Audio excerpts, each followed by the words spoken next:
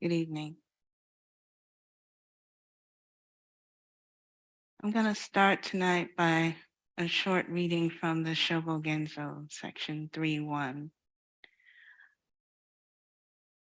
I always have a little problem with the Shobogenzo and how we share it, because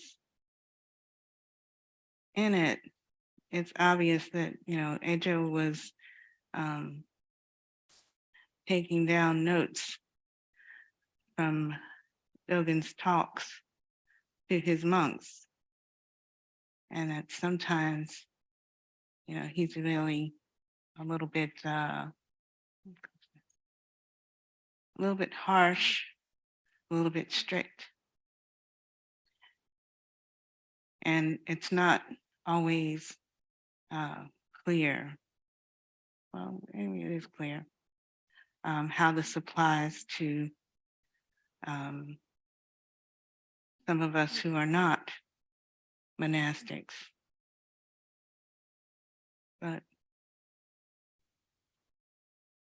it's still some of my favorite resources, the Shobogenzo Zuimonke. So Shobogenzo Zuimonke, section 3.1. Students of the way, let go of body and mind and enter completely into the Buddha Dharma. An ancient said, at the top of 100-foot pole, how do you advance one more step? In such a situation, we think that we would die if we wouldn't let go of the pole, and so we cling firmly to it.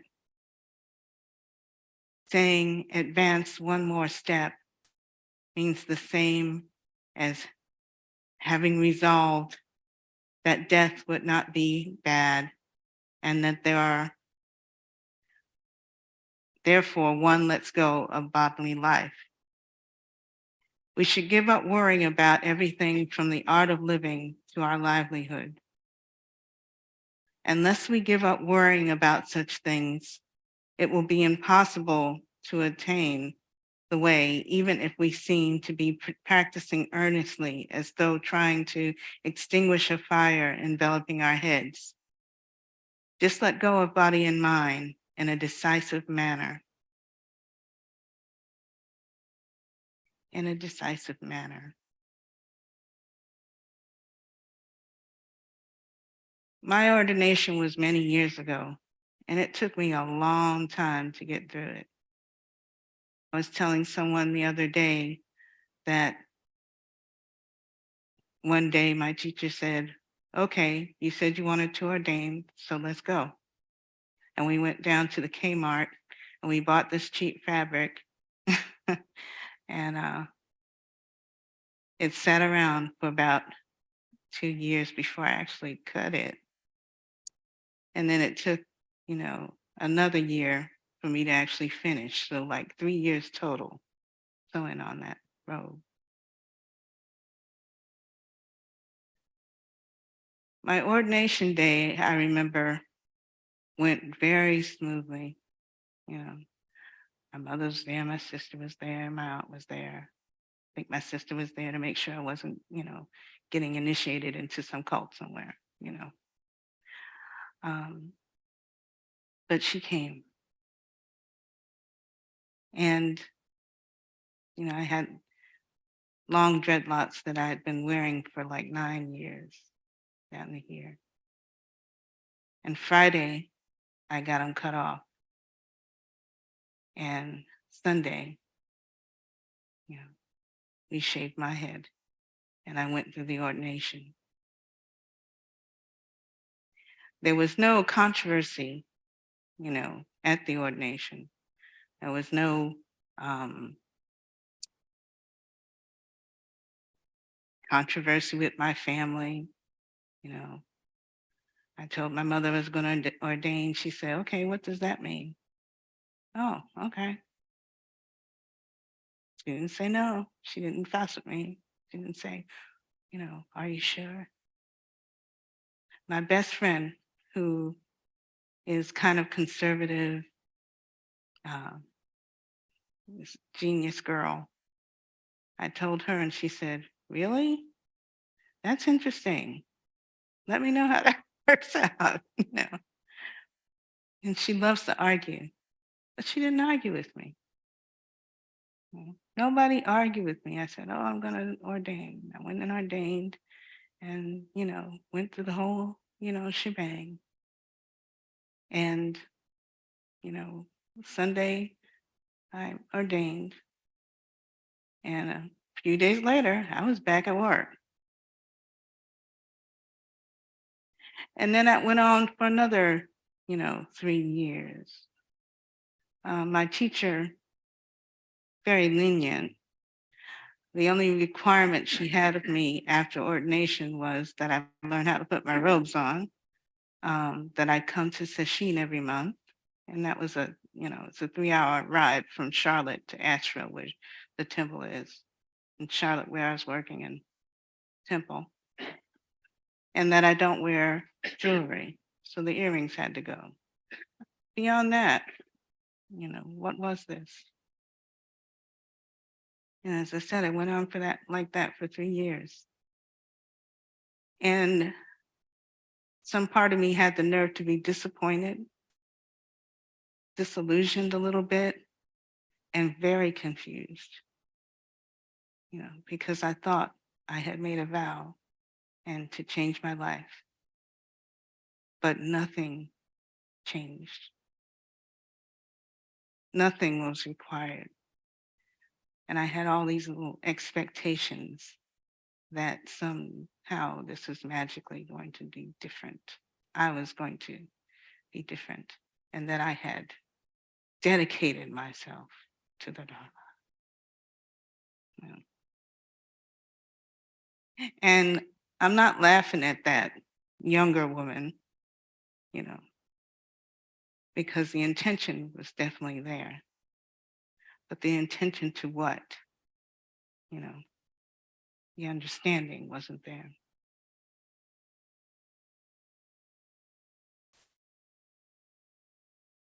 So one day, and somewhere in these 3 years, I was at home cleaning the porch, and my teacher called me up.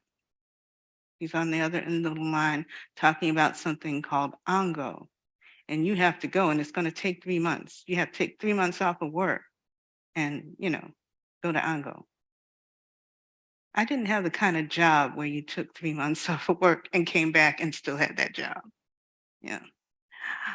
Um, I didn't have the kind of money to, if I didn't have that job when I come back, to pay my bills and take care of that, because it was a low paying job, the kind of job where if you're single, especially, once you pay your bills, the car note, and that kind of thing, there's very little left to save.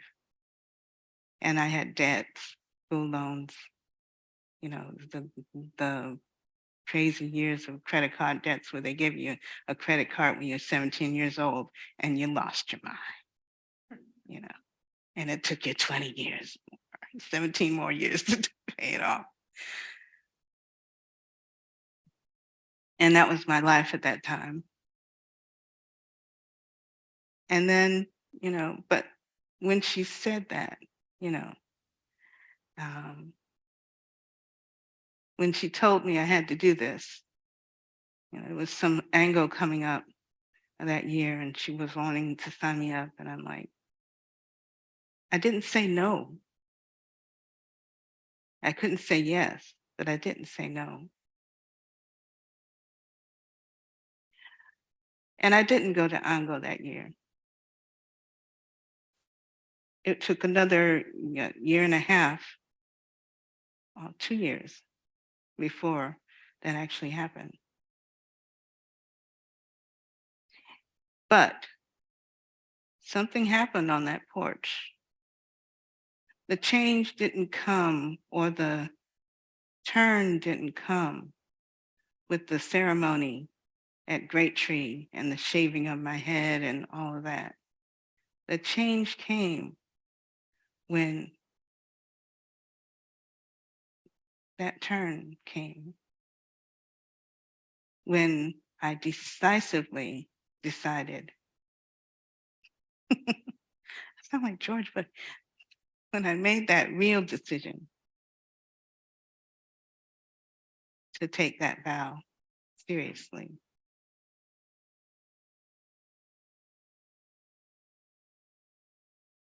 The next time she called, a few years later,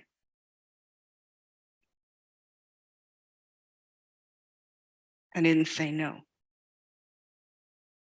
But at that point, I was ready. Somehow, with that turn, that change, that dropping of whatever it was that I thought I was building, because I thought I was about 47 at the time. And I thought I had my life in order. I had built this life um, that even though I was never satisfied, even though I was always suffering, even though I was always scrambling, always never had any money, I was always, at least once every few weeks coasting into the gas station on fumes and, taking $5 out of the ATM so that I could at least get the car back, you know, into the driveway, before the gas ran out. So from a life of that, suddenly with that understanding of what this meant, what it meant to dedicate one's life to the Dharma in the way that I needed to do. So I'm not saying this is how everybody else should do it. In the way I needed to do it, it was suddenly absolutely possible. I had cleared most of the debt. Car payment was still out there, but I had figured out a way to do that. I quit my job. I had been at that job for 20 years. I lost my health insurance. Um, I knew when I came back from wherever the heck it was I was going, and not even really clear about that, this was not going to be here. This was gone, this life, this thing I thought I'd built, this definition of myself that I had, been working on and polishing all these years, gone.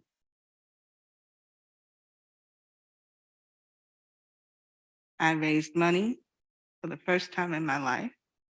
I had to go out and I had to raise money. I had to ask the world to support me in this endeavor that I couldn't even really, as you can see, explain or couldn't even expect them to really understand. And they gave it to me freely.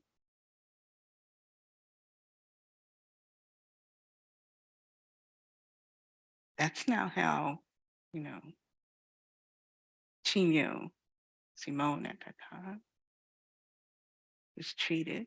That's not how. I never, asked for something and receive it.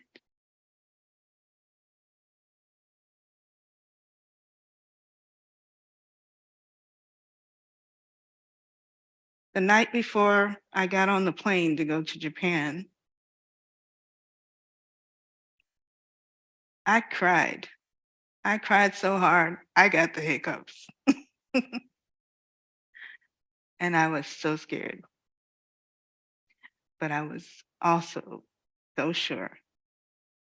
And I got on that plane and I went to Kyushu, someplace I'd never heard of before, for 3 months. And when I came back, I still was alive, you know. I didn't have much,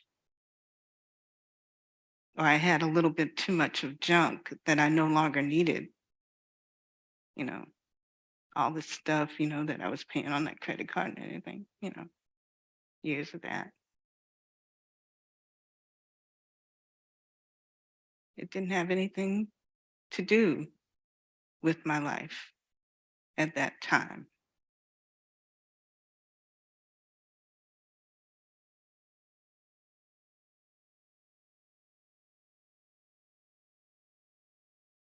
And that's just to say that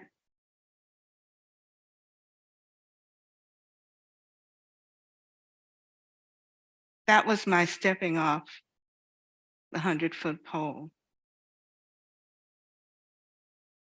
And I'm still in free fall. And sometimes I can hear the wind whistling past my ears. And sometimes, you know, the rush of air, the Russian pressure, you know, takes my breath away. And sometimes, you know, I'm sitting on that edge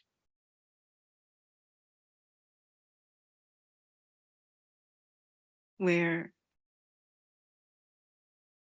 it could be life and death. You know, I spent the whole 10 years with no health insurance. And I learned how to be sick.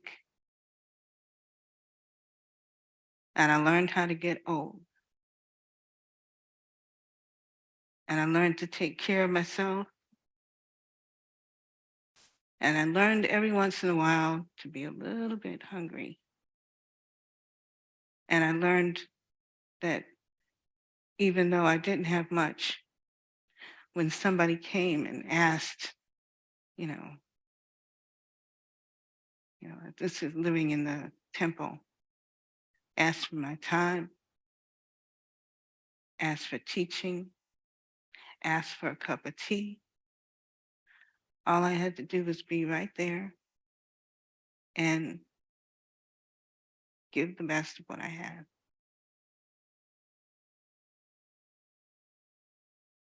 And I learned how to receive too.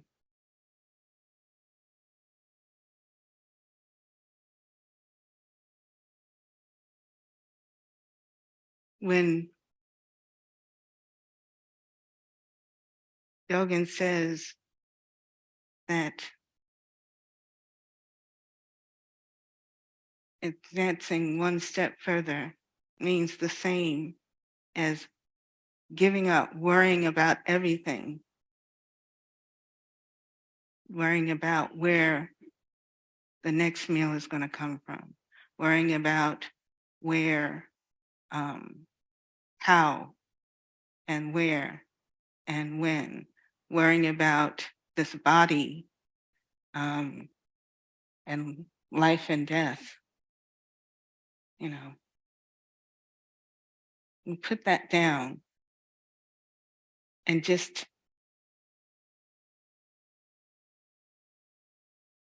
be decisive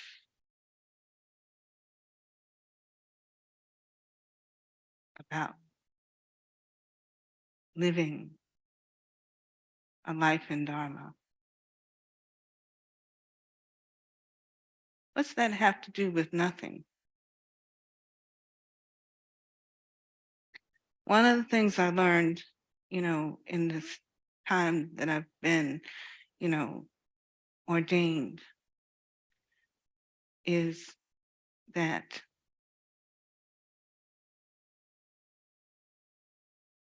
all the stuff that I hold on to, that pole I hold on to, 100 feet up,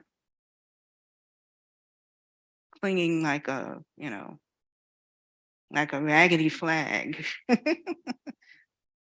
flapping in the wind, dealing with, the weather,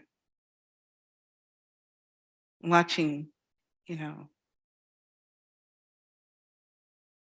the blood drained from my fingers. I'm clutching so hard to nothing, trying to hold on to an identity that I built for 47 years, some of which had nothing to do with me. Some of that identity I hadn't chosen.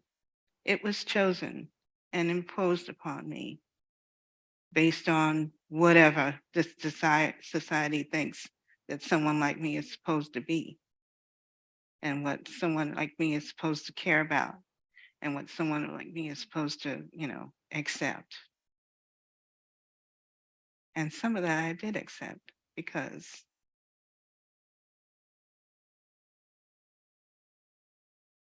um, and also my ego idea of myself, and what it meant that I was independent and taking care of myself. I had some decent clothes, and I had a car, a piece of car. I had a job, you know. I had one of those good government jobs that you have to, you if you lose that job, just something. you know. And it's not to say that, in those jobs that people don't work, and we did work hard, but it's all a system. It's all a, how it is. It's a scam, you know. It's not really taking care of, you know, the community.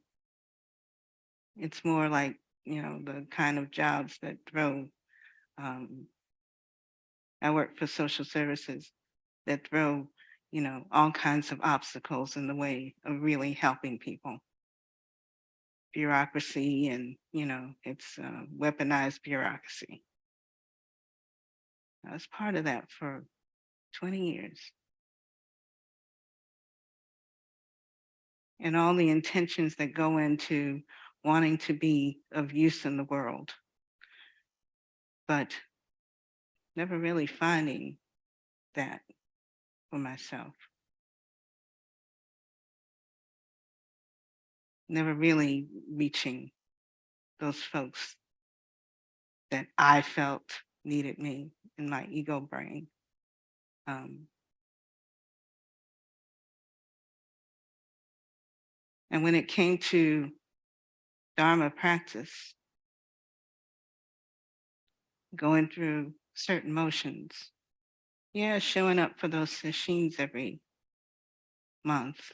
And I'm not saying they didn't help. And I'm not saying that um, they weren't good sessions. But what was I, sitting there in my little robes, you know,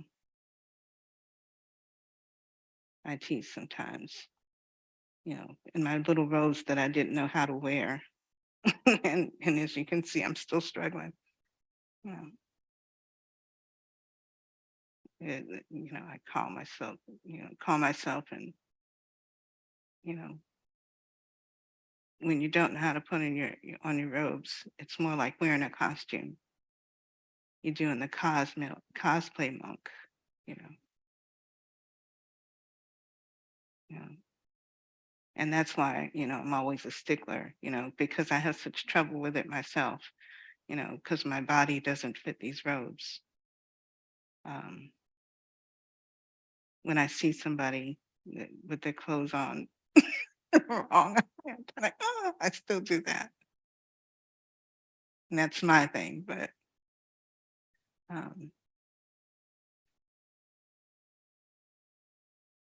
but at the point on that porch was the real ordination, was the real decision. And I remember that day really clearly. And I remember Tejo's voice really clearly asking me. She wasn't even, pushing me to do this.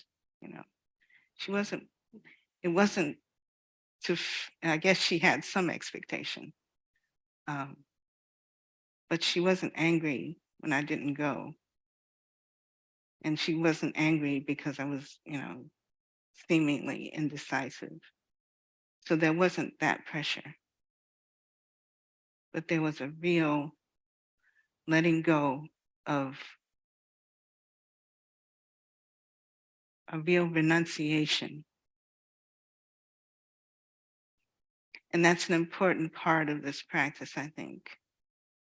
Not renunciation is in the sense that, oh, I'm letting go of all the world and, I'm not part of the world anymore.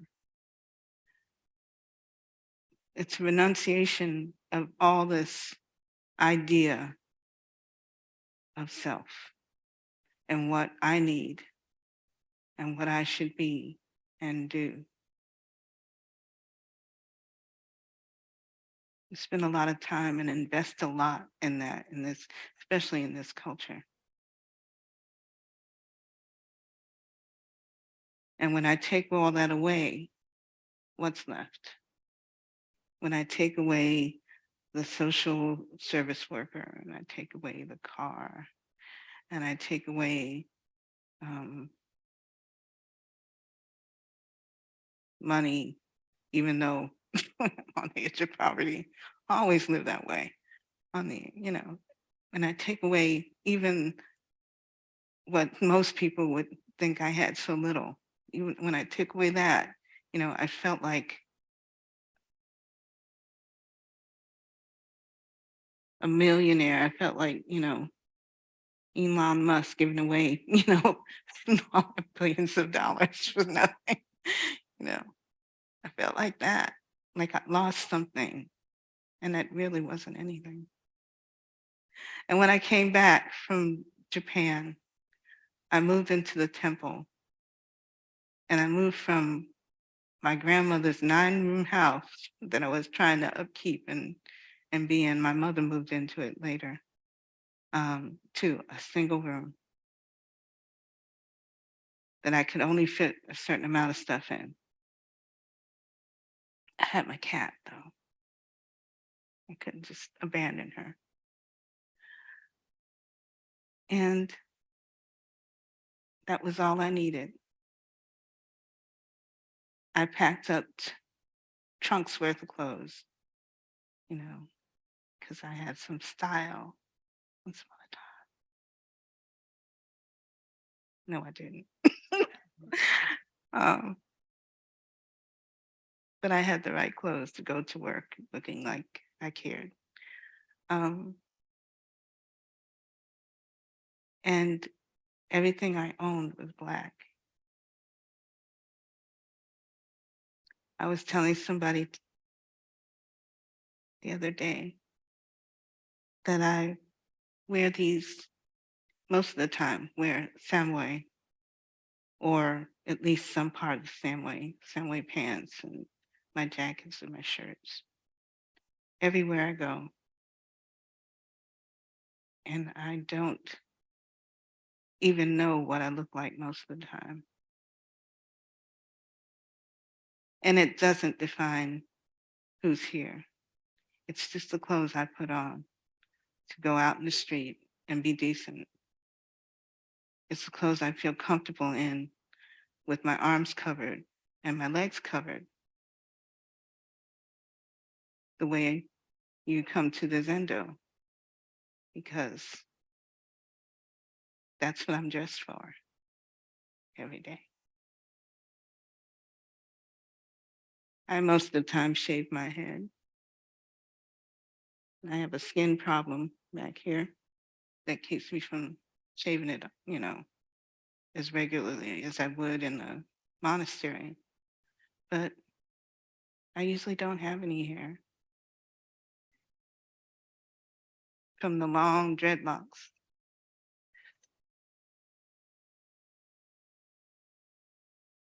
All up on top of my head. To nothing.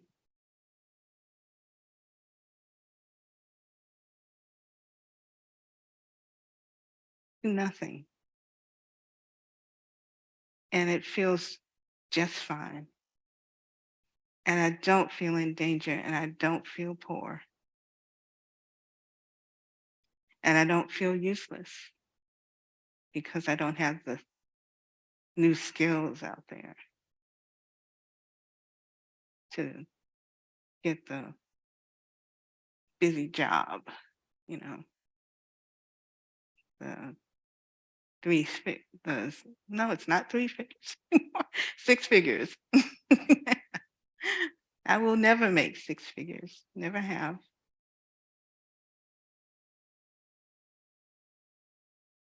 And at any moment, I could get sick, and I will just be sick.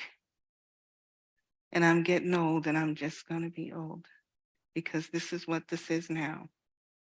This is what this is with all of that stripped away, that unnecessary, stripped away, that unnecessary story, that unnecessary idea of who this is meant to be. And I have no idea who I'll be tomorrow or in another 3 years,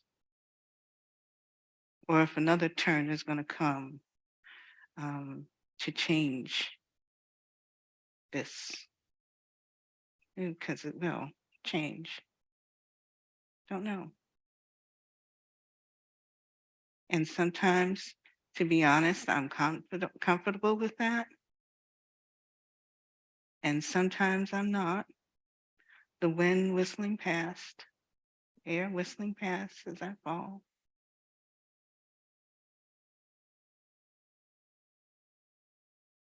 And that's nothing.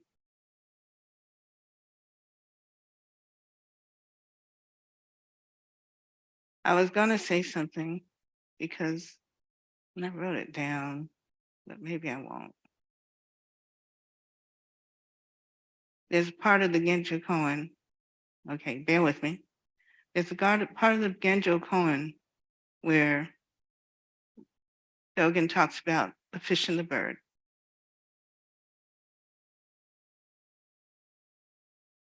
And the bird is in the fish in the ocean, the bird in the sky. And I'm just going to read it. I'm not even going to explain. Maybe something, something about it hits in a certain way that connects with this, because it's all connected, of course. But it's Dogen's poetry and my blithering brain trying to hold it. And maybe I'll figure it out. And maybe somebody can tell me why, where this fits, since I can't explain it. Therefore, if there are fish that would swim or birds that would fly, only after investigating the entire ocean or sky, they would find neither path nor place. When we make this very place our own, our practice becomes the actualization of reality. When we make this very place our own, our practice becomes the actualization of reality. And something about that, for me, connects with that moment on the porch. When I make this my own, it is actual. It is reality. I am there. I am present. I am in the Dharma, and the decisive practicing, the decisive being of this nothing is actual. It's right here. And that might be blithering, but Um, something touches me about that in that. And maybe that's not what Dogen meant, but if, you know, the fish in the ocean is not worried about the ocean. It's just in the ocean. The bird in the sky is not worrying about the sky. It's just in the sky. If I am in the Dharma, I am not worried about the world. If I am in the world in the Dharma, I am not worried about the world. I am just here being in the world and letting the sky carry me and being the sky. The bird is the sky. In the same way, bird song is the sitter in Suzuki Roshi's. Okay, I might have to shut up before I get into any kind of trouble. We're at 8:30. Am I doing it again? Okay, okay, okay. Sorry. So I lost the question and answer time again. I'm sorry. I thought it was short. I was shortening up. Okay. This is my brain. I'm sorry. I would love to hear your questions and any comments you have. It's not that I'm avoiding that. It's just that I don't know when to share sometimes. But whatever you heard in that, I hope that it's helpful, or at least um, it gave some illustration of what Dogen and the patriarchs have been trying to talk about. And I don't know. But thank you very much for your attention. And I'll end it there.